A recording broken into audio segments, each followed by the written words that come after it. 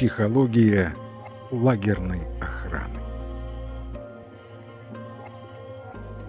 Прежде чем мы обратимся к психологической характеристике последней фазы психологической реакции заключенных, фазы освобождения, зададим отдельный вопрос, занимающий психологов вообще и, в частности, тех из них, кто сам пережил лагерь. Вопрос о психологии лагерной охраны. Как это возможно, чтобы обычные люди из плоти и крови могли делать с другими людьми то, что они делают?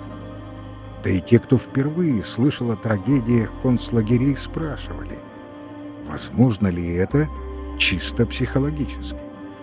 Чтобы ответить на этот вопрос, не входя в подробности, надо сказать следующее. Во-первых, среди охранников в лагере были безусловные садисты, в строгом клиническом смысле этого слова.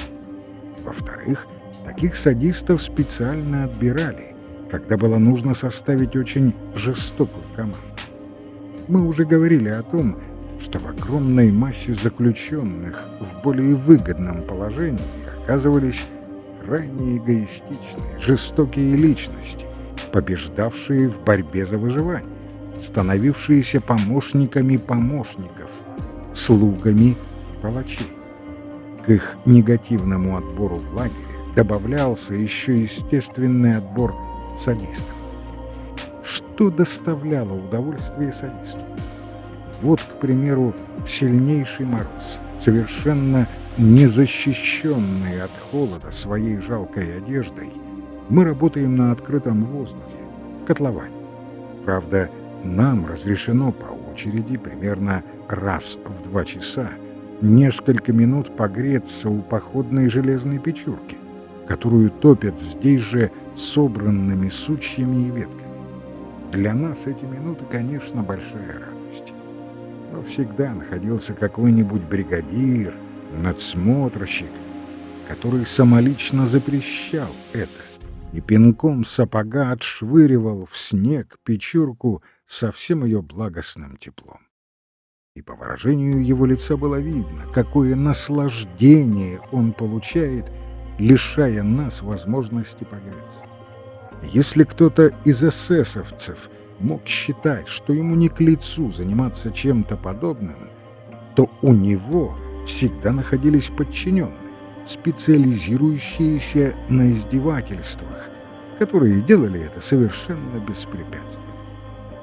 В-третьих, надо заметить, что большую часть лагерной охраны составляли люди, просто отупевшие от тех огромных доз садизма, ежедневными свидетелями которого они оставались годами.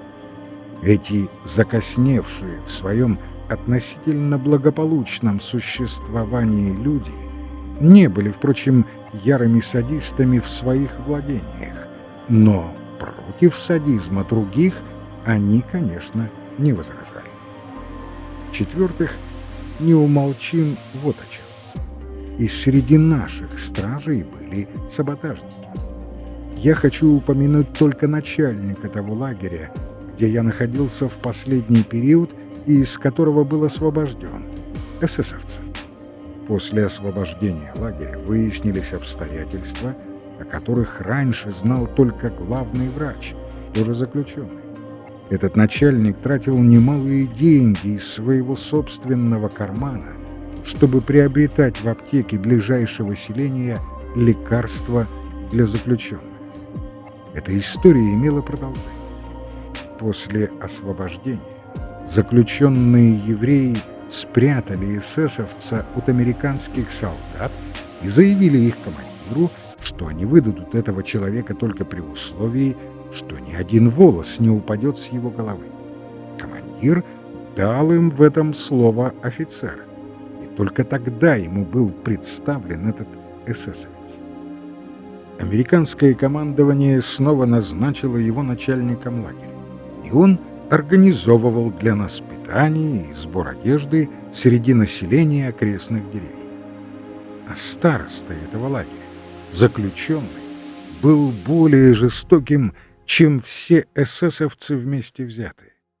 Он бил заключенных где, когда и сколько мог, в то время как начальник лагеря, насколько мне известно, ни разу не поднял руки на своих лагерников. Из этого следует вот что. Если мы говорим о человеке, что он из лагерной охраны или, наоборот, из заключенных, этим сказано еще не все. Доброго человека можно встретить везде, даже в той группе, которая, безусловно, по справедливости заслуживает общего осуждения. Здесь нет четких границ. Не следует внушать себе, что все просто. Одни ангелы, другие дьяволы. Напротив, быть охранником или надсмотрщиком над заключенными и оставаться при этом человеком вопреки всему давлению лагерной жизни было личным и нравственным подвигом. С другой стороны, низость заключенных, которые причиняли зло своим же товарищам, была особенно невыносима. Ясно, что бесхарактерность таких людей мы воспринимали особенно болезненно, а проявление человечности со стороны лагерной охраны буквально потрясало. Вспоминаю, как однажды надзиравший за нашими работами незаключенный потихоньку протянул мне кусок хлеба, сэкономленный из собственного завтрака. Это тронуло меня чуть не до слез. И не столько обрадовал хлеб сам по себе, сколько человечность этого дара, доброе слово, сочувственный взгляд. Из всего этого мы можем заключить, что на свете есть две расы людей, только две. Люди порядочные и люди непорядочные. Обе эти расы распространены повсюду, и ни одна человеческая группа не состоит исключительно из порядочных или исключительно из непорядочных. В этом смысле ни одна группа не обладает расовой чистотой. То один, то другой достойный человек попадался даже среди лагерных охранников. Лагерная жизнь дала возможность заглянуть в самые глубины человеческой души. И надо ли удивляться тому, что в глубинах этих обнаружилось все, что свойственно человеку? Человеческое — это сплав добра и зла. Рубеж, разделяющий добро и зло, проходит через все человеческое и достигает самых глубин человеческой души. Он различим даже в бездне концлагеря. Мы изучили человека так, как его, вероятно, не изучило ни одно предшествующее поколение. Так что же такое человек? Это существо, которое всегда решает, кто он. Это существо, которое изобрело газовые камеры. Но это и существо, которое шло в эти камеры, гордо выпрямившись, с молитвой на устах.